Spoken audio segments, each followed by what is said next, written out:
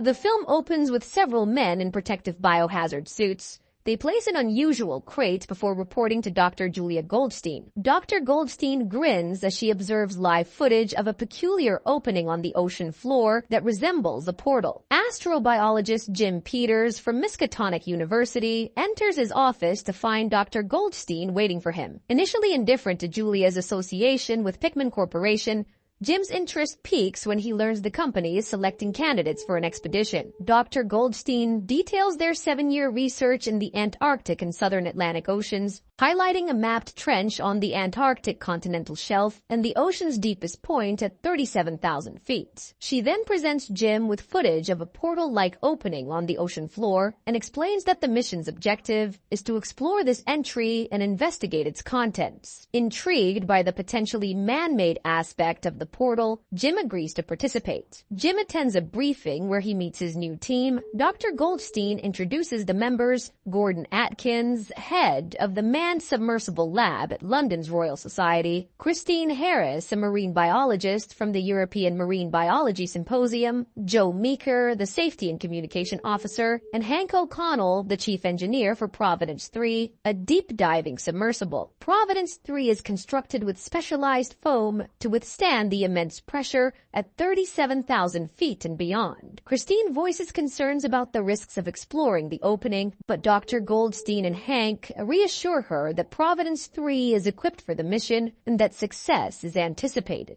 Suddenly, Jed Pickman interjects from the back of the room, delivering a speech about the importance of exploring the portal, suggesting it could be their most significant discovery. After the briefing, the team shares a meal and gets to know one another. They discuss their mission, with Christine mentioning the extreme water pressure and Gordon expressing ongoing concerns about the risks. Everyone agrees that it's a unique opportunity. When Christine steps away, Jim follows to check on her. Christine reveals that she recognizes Jim because of his father, who vanished after a significant discovery on a Pickman Corporation expedition. She also shares about her son Sam, shows him a photo, and expresses her anxiety about potentially not returning to see her son grow up. 2 months later, the team has completed their training and is set for the expedition. Pickman decides to accompany them to witness what lies beneath the portal-like opening. Dr. Goldstein ensures everything is in order as the team prepares. Jim and Christine prepare to descend, while Gordon announces he is opening the vent. The submersible experiences a brief shake but quickly stabilizes. Jim readies himself to dive into the ocean. Hank reminds him of the procedure, emphasizing that he will be alone out there and urging him to recall his training. As they approach the portal, Christine excitedly calls Jim's attention. Their descent to 37,000 feet is successful. The team gathers around, awed by the portal, which appears man-made but remains enigmatic due to its depth.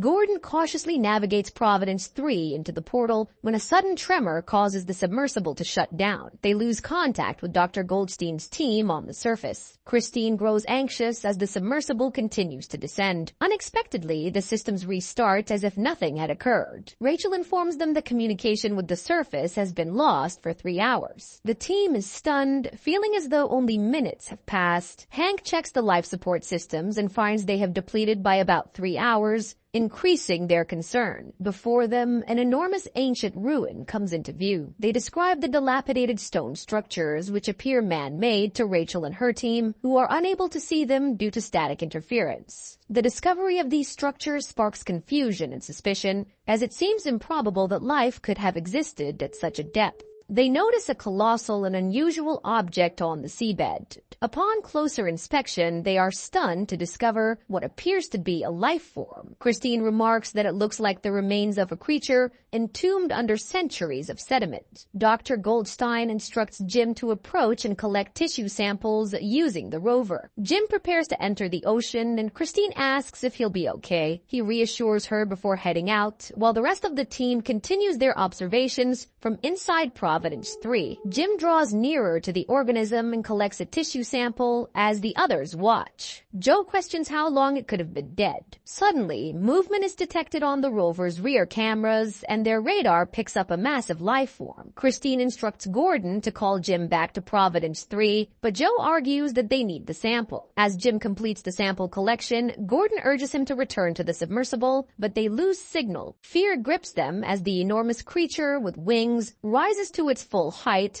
and emits an eerie, otherworldly cry. Gordon requests permission to abort, but Dr. Goldstein, driven by the need for the tissue sample, refuses. In a panic, Gordon transfers control to Joe, who opts to lower the submersible to expedite Jim's return. Meanwhile, Pickman encounters an apparition of a non-human figure and exclaims that it's a divine encounter, just as he had hoped. Christine rushes to the pressure dock, instructing Hank to fill it with water for Jim's re-entry. As the colossal creature extends towards the submersible, Gordon is forced to reverse abruptly, causing a jolt that throws Christine into the pressure dock. Before Gordon can open the outer doors to let Jim's rover in, Hank warns him to halt to avoid blasting Christine into the ocean. Gordon opens the inner doors instead, and Joe helps pull Christine out of the water-filled pressure dock. Joe attempts to assist Christine but finds she's unresponsive, leading them to believe she has died. Hank finds Pickman on the floor and tries to revive him. Hank checks the flooded bunk rooms and advises Gordon to drop weights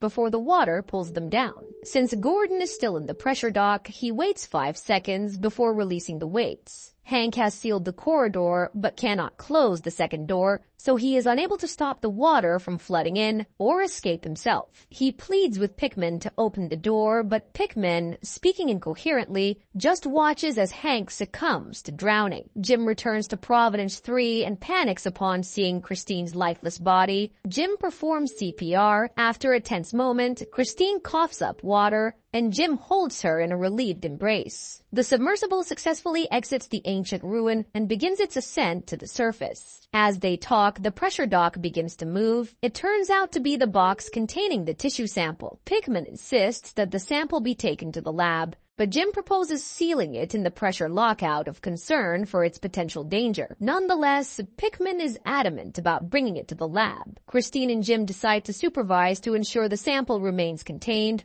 As they observe, a slimy tentacle emerges from the sample. Jim suggests freezing it, while Christine demands that the lab be sealed. Joe contacts Dr. Goldstein, who warns him that the sample must reach the surface. Dr. Goldstein plans to take the sample for herself, and Joe is complicit in this scheme. Pickman overhears the conversation, and upon hearing this, enters the lab, strips off his clothes, and begins rubbing his body with the sample's slime. Meanwhile, as Jim and Christine are changing, Jim suddenly becomes frantic, revealing that the encounter in the ancient ruin is causing him to hallucinate. Christine holds his face, comforting him until he calms down. As they finish dressing, they hear Gordon scream. They rush to investigate and find the lab in disarray. Christine accidentally touches some of the slime and hurriedly returns to Jim. At that moment, Pickman appears, striking a bizarre pose and emitting an inhuman screech before collapsing into the pressure dock. Christine and Jim attempt to open the pressure dock to rescue him, but Joe intervenes at gunpoint. He reveals that Pickman already knows what they are dealing with,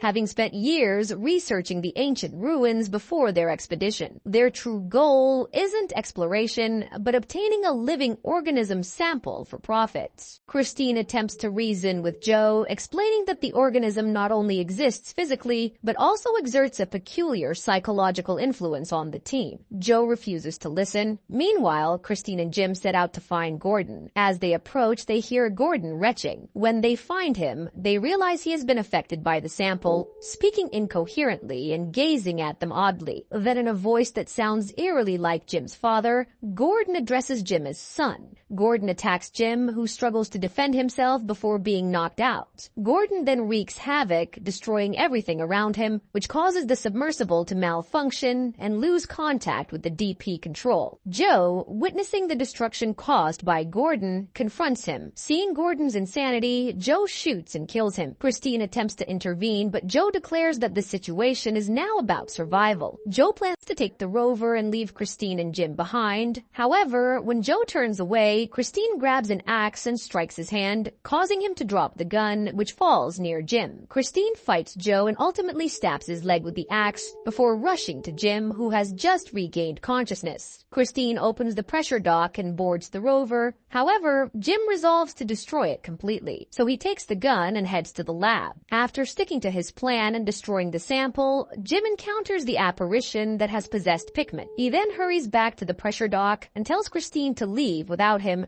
explaining that one of them must stay behind to seal the pressure dock. Suddenly, Joe appears wielding the axe. Jim lures Joe away from the pressure dock and shoots him. To his horror, tentacles emerge from Joe's body, and Jim shoots them before hastening back to the pressure dock. Moments later, Jim sees his father's apparition, warning him that the craft will implode upon opening the door and asking Jim to join him. During the last moments of the film, Christine is rescued by Pickman Corporation. Days later, she wakes up in a hospital and confronts Dr. Goldstein about the deaths of her teammates. Christine accuses Pickman Corporation of knowingly sending the team into danger. As Christine speaks, she is suddenly overcome by excruciating pain in her stomach. It dawns on her that she had come into contact with the sample's slime while aboard Providence 3, leading to her possession as well. In a horrifying turn of events, tentacles burst forth from her stomach, enveloping Dr. Goldstein in the contaminated blood as well. Make sure to subscribe and turn on notifications so you can watch more videos like this. Thanks for watching.